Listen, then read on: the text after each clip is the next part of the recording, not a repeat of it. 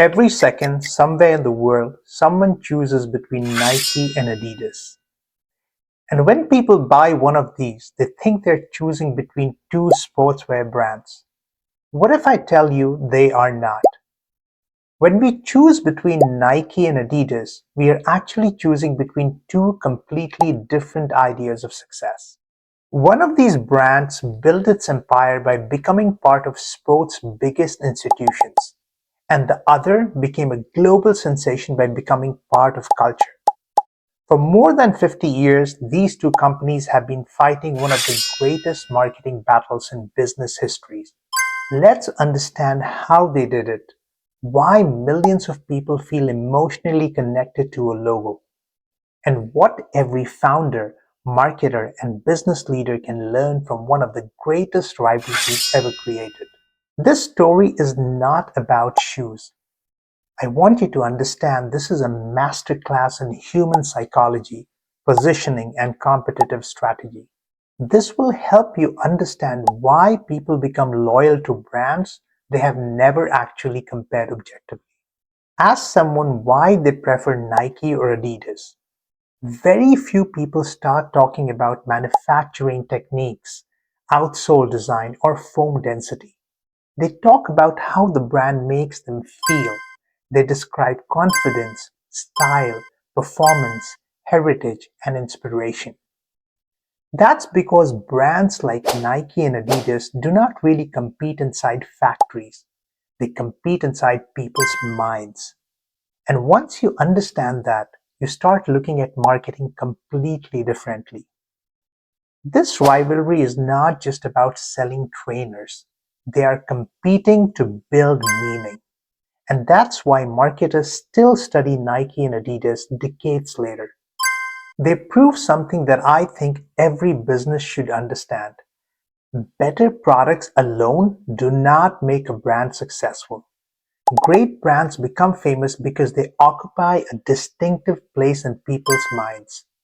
Everything else, such as advertising, sponsorships, and athletes, simply reinforces that position.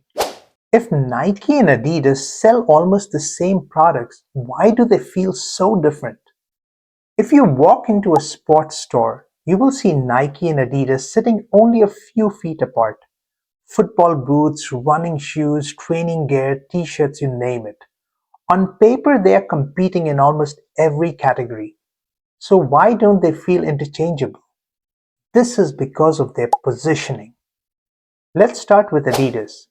Adidas was founded by Adi Dassler with a simple idea: build better products for athletes.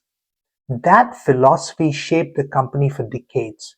Performance, engineering, sporting credibility, and authenticity. These words have influenced where Adidas invested: World Cups, elite clubs, national teams, official match balls, and long-standing partnerships across global sport. Adidas wanted to become part of the sport itself. Now compare that with Nike. Nike rarely begins with the product. It begins with a feeling, confidence, ambition, belief, possibility. Just think about the three words that transformed the company. Just do it. That's not a product claim. I see it as a challenge, a mindset, and a call to action. Nike is not asking what shoes do you want to wear.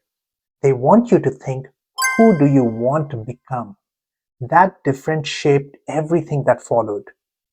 One of these brands built its identity around authenticity in sport, and the other built it around personal transformation. I don't think either strategy is inherently better. They are simply solving different psychological problems. Here is something fascinating about consumer psychology. People rarely buy products simply because of what those products do. They buy what those products say about them. Psychologists refer to this as self-congruity or self-concept alignment. People are naturally drawn to brands that reflect who they are or who they aspire to become. That's why someone might happily spend far more on one pair of trainers than another, even when both perform exceptionally well. The purchase is not only about function, it's about identity. Nike has consistently built campaigns around aspiration, becoming stronger, faster, more confident. Adidas has consistently reinforced its association with sporting authenticity and performance. Different stories, different emotional territories. Both highly effective because neither company is really selling footwear. They are selling meaning. Don't compete only trying to make a slightly better product. Try to become psychologically distinctive. It is easy to copy products, features, and prices, but owning a unique position in your customer's mind is harder to replicate. That is why, after more than half a century, people still identify with Nike and Adidas. And once a customer begins identifying with your brand, you're no longer competing on products alone. You are competing on identity. That's one of the strongest competitive advantages any business can build. But positioning alone was not enough. Both businesses still needed people to believe their story. And that's where the strategies began to diverge even further. Adidas chose institutions. Nike chose people or individuals. That decision would shape sports marketing for the next 50 years. We talked about positioning, which basically answers who are we. Now we need to look into how do we make people believe it. And this is where Nike and Adidas took completely different paths. Adidas believed that if you wanted credibility, you had to become part of the sports itself. Over decades, it built long-term relationships with football's biggest institutions: FIFA, UEFA, national teams, elite clubs, major international tournaments, and official match balls. Don't think of these just as sponsorships. They reinforce one consistent message that Adidas belongs at the highest level of sport. Every World Cup, every Champions League match, and every major tournament, the brand became woven into soccer's infrastructure. Nike looked at the same market and chose a completely different strategy. Instead of focusing primarily on governing bodies, it invested in people. And these were not just athletes. Nike went for icons such as Michael Jordan, Ronaldo, Ronaldinho, Serena Williams, Tiger Woods, LeBron James. Now, these global icons were not simply endorsing products, they were becoming the brand. Think about Michael Jordan. Air Jordan is not remembered as a sponsorship. It became its own cultural sensation. Cristiano Ronaldo, his lifetime partnership with Nike is not memorable because of the contract. People remember it because his personal story, his discipline, ambition, relentless self-improvement reinforces everything Nike wants the brand to represent. Nike understood something many businesses still overlook. People remember people much more than they remember corporations. Human beings naturally learn by observing others. Psychologists call this social learning. We copy people we admire, and we trust people who demonstrate competence, and we associate this success with the products they use. That does not mean consumers literally believe buying Cristiano Ronaldo's boots will make them play like Ronaldo. But they do begin associating those boots with excellence, confidence, discipline, and achievement. The athlete transfers meaning to the brand. Adidas achieved credibility through institutions, and Nike did the same through people. These are different strategies, but they have the same objective: to build trust. If you keep talking only about your business, you might not be able to build trust. Brands build trust by borrowing credibility from people or institutions their audiences already believes. That is why testimonials, founder-led brands, creative partnerships, and referrals work. Trust is transferable. Nike and Adidas simply chose different sources of that trust. Having great athletes or official sponsorships does not automatically create memorable marketing. Plenty of brands have both. So why do people still remember campaigns from 20 years ago? Every iconic brand eventually creates campaigns that become bigger than advertising. Campaigns people still talk about years later. campaigns that shape culture. Nike and Adidas have both done that, but for very different reasons. Let's start with perhaps the greatest marketing campaign ever created. Just do it. 3 words introduced in 1988, yet they are still instantly recognizable around the world. What's remarkable is that the slogan is not about sport, it's about action. Whether you're running a marathon, starting a business, or trying to improve your health, the message still applies, and that is why it endured. Great slogans don't describe products, they express beliefs. This works because identity is more powerful than information.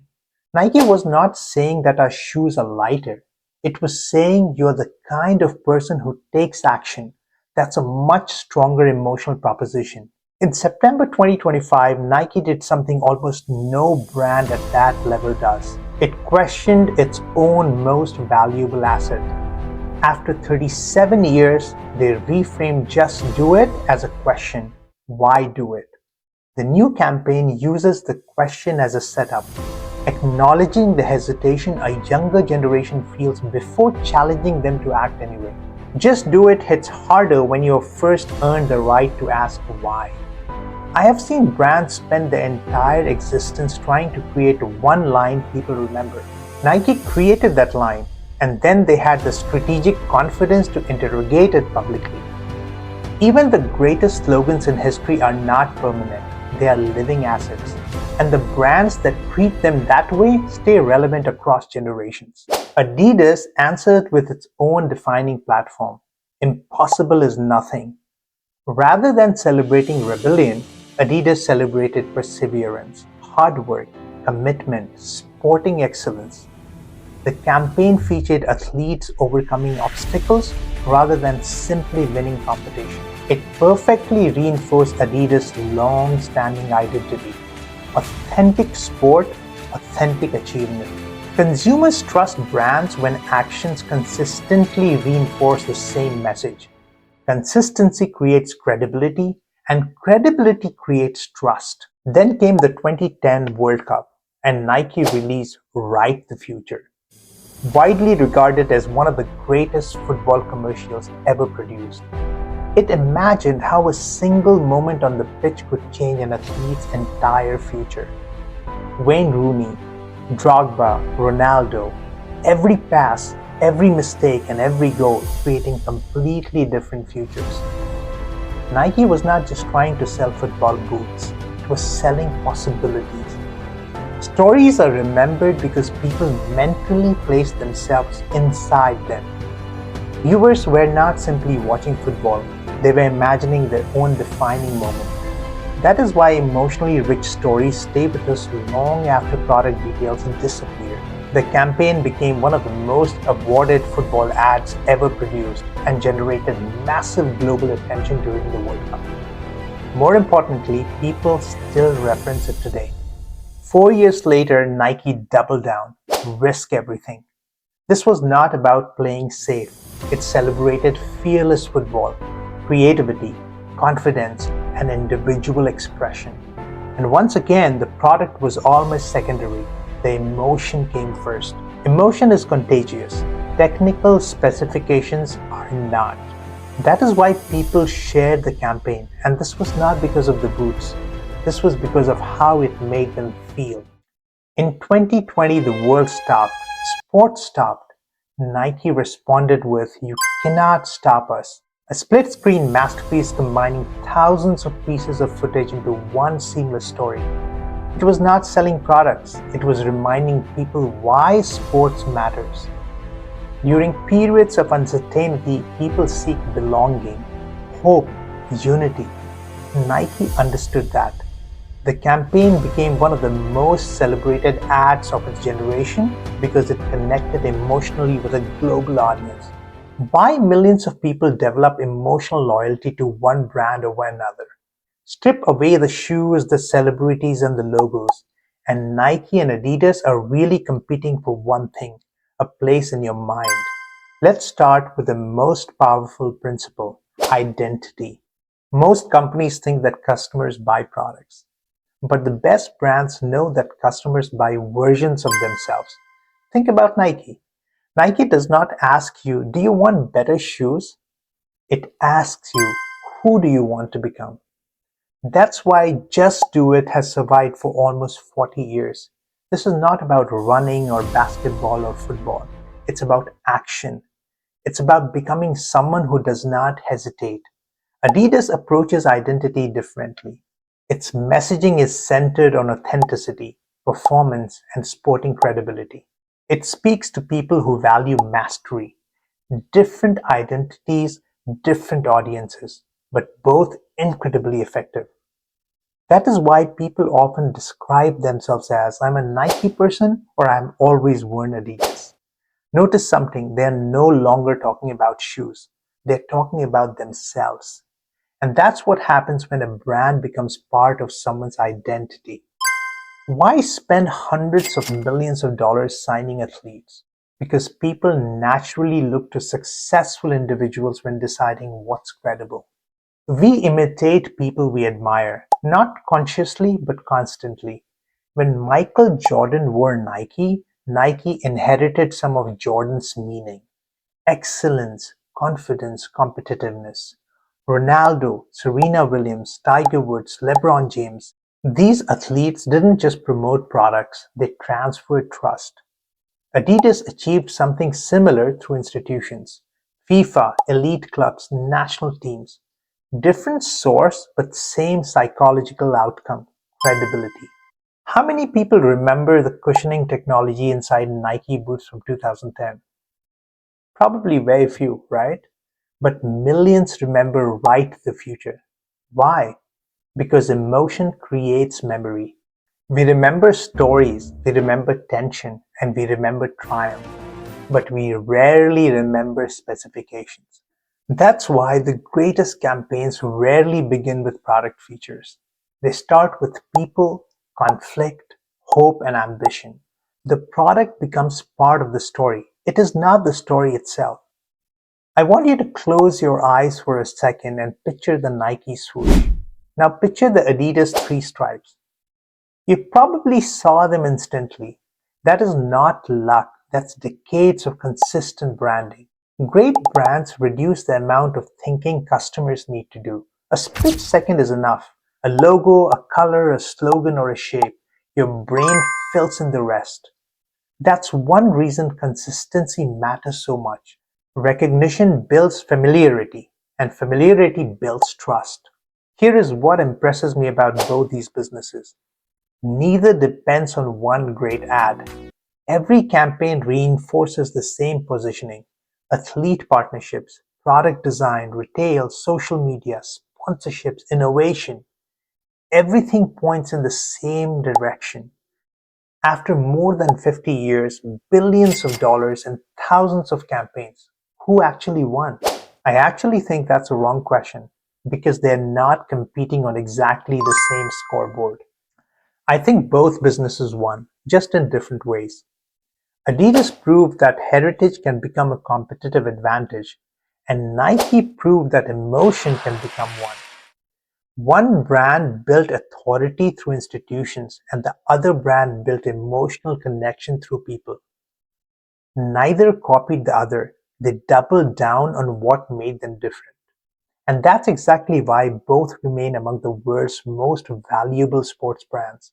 If there is one lesson every founder, marketer, and business leader should take from this rivalry, it is this: great brands don't try to be everything to everyone. They choose a position, they reinforce it relentlessly, and they stay remarkably consistent over time. With time, technology, platforms, and media changes, but human psychology changes far more slowly. The businesses that understand that build brands that last generations. Nike and Adidas were not built by one great campaign. These brands became global through thousands of decisions that all reinforced the same identity. That's the difference between marketing activity and marketing strategy.